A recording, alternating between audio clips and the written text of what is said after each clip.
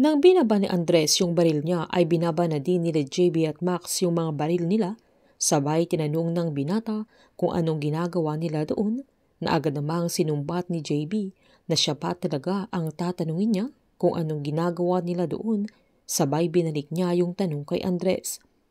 Hiniling naman ng binata na wag na muna siyang tanungin lalo't nasa loob yung target nila. Sabay sinumbat pa ni Max na alam nila yun. Sabay sinabihan pa ni JB na gusto nilang malaman kung ano ang pakay niya doon. Kaya pala bang tinanong ni Andres kung pinagdududahan ba siya ng mga ito? Sabay pinaliwanag niyang wala sa plano niya si Timur at si Marita lang ang pakay niya doon, na andoon din pala si Timur kaya kailangan na nilang kunin, na agad namang tinanong ni JB na sa tingin ba niya ay hindi nila yun naisip. Habang welcome na welcome si Timur sa bahay ni Marita, lalo't matagal na siyang hindi nakakadalaw doon, sabay nakiramay din ito sa pagkamatay ni Donato, na agad namang sinabi ni Timur na ramdam niyang hindi siya iniwan ng anak niya.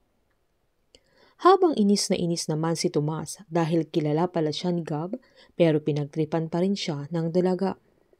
Sakto namang nilapitan siya ni Gab na pinaliwanag niyang hindi kasi siya basta-basta nagbibigay ng impormasyon na dapat ay alam niya yung bagay na yun, pero sinabihan siya ni Tomas na wag na nitong kausapin at okay lang siya.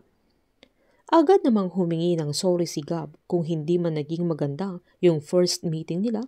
Sabay pinakilala ng dalaga yung sarili niya pero sinumbat na naman ni Tomas na bakit pinagtripan niya ito.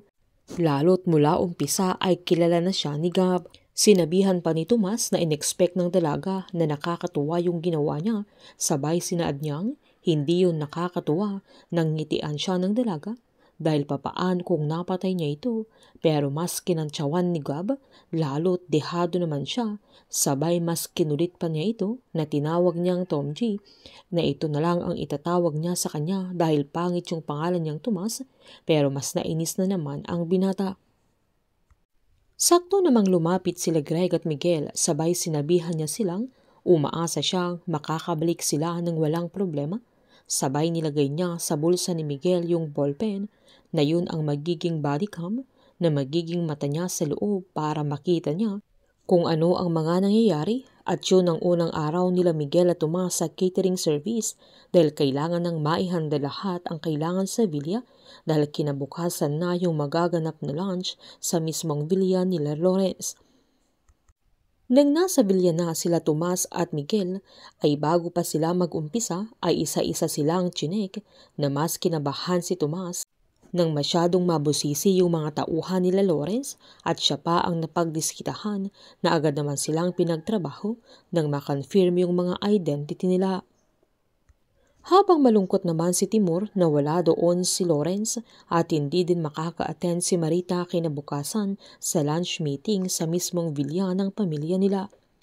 Pinaliwanag naman ni Marita na kailangan nilang mag-ingat para hindi magduda ang gobyerno sa kanila, na agad namang sinabi ni Timur na effective yung technique nila dahil hinahangaan at mahal na siya ng mga tao, na agad namang sinabi ni Marita na ang pinakamahalaga sa kanya ay pinagkakatiwalaan na siya ng mga opisyalis ng bansa maging ang mga tao. Habang maiisahan nila Max, JB at Andres si Timur na madudukot na nila ito, pero ang kapalit naman ay mababaril si Max na mapapahamak ang dalaga. Painit ng painit ang mga tagpo, sabay-sabay po nating subaybayan ang advance episode ng Incognito at mapapanood na po ang episode 16 sa Sabado dito po sa aking channel. Patuloy lamang pong manood at mag-subscribe para ma-update po kayo sa mga advance episode. Marami pong salamat.